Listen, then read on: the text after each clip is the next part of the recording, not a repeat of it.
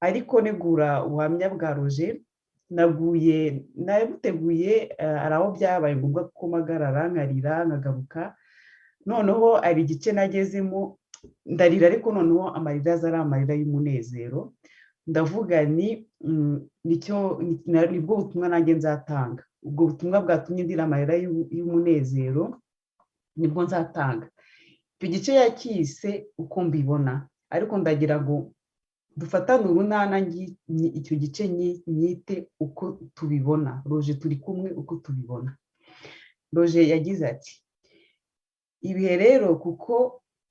rero kuko biha ibindi ubu ivanjiri yarahindutse ahubwo twirwa ducunaguzwa tubwirwa ko twirwa dushinjura ba data kubera ikimwaro n'ipfunwe ry'uko bakoze jenoside ngo turi abana b'interahamwe nibyo koko hashobora kuba hari abagabo bake b'abahutu bafite abagore b'abatutsi cyangwa se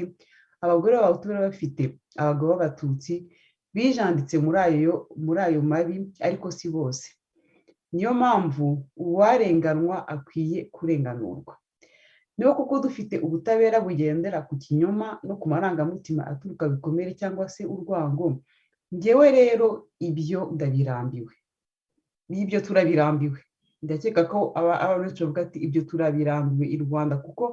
twifuza u Rwanda ruzira amacakubiri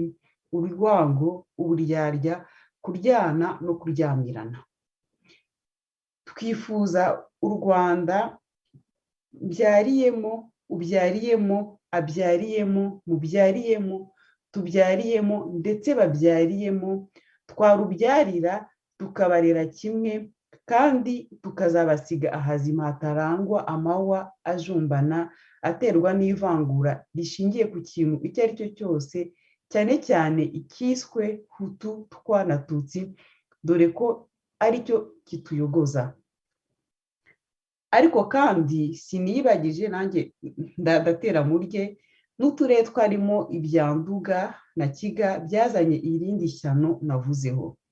uyu munsi wa noneho hadutse abasope abajepe abadubayi abasajya n'abavantara bimaze kuba ikibazo gikomeye nubwo hari abakirengagiza iki akenshi bigaterwa nuko usanga abana b'u Rwanda badahabwa amahirwe angana ahantu hose mu murimo yose kuko ngo hari aho bamwe batakora cyangwa imirimo bamwe batakora kubera impamvu ziba mu rwihisho umuntu adashobora kumenya ibi rero ababikora baba babikora babizi cyangwa batabizi ndagira ngo ibi rero ababikora baba babikora babizi cyangwa batabizi ndagira ngo babwire ko bitera ibibazo byo mu binyejana kuko uko bikomeza bigenda bitera ubusumbane bukabije haba mu bukungu ndetse no mu bundi buzima busanzwe hanyuma hakazagira igice kinini cy'abantu kibona n'icyakandamijwe maze bigatera umwirwane ukomeye mu bihe bizaza hakwiye rero kwirindwa ibintu nk'ibyo ndetse n'ibisa nabyo kuko ari uburozi bwica gahoro gahoro ariko bukica cyane kandi benshi ubu kubirwanya byakorwa mu bushake bw'ubutegetsi budashingiye ku binyoma ahubwo bushingiye ku guhangana amaso ku buzima bw'ejo bw'igihugu muri rusange ahangaha nibarangirije ubwo nanjye rero ndikumva ari aho narangiriza navuga ati aske Roger a dit je n'ajoute rien mu kanya ni urujeni gentil uza kuyobora segment ikurikiraho ndashimira Mireille yawe wamfashije kuanima ino segment nshimira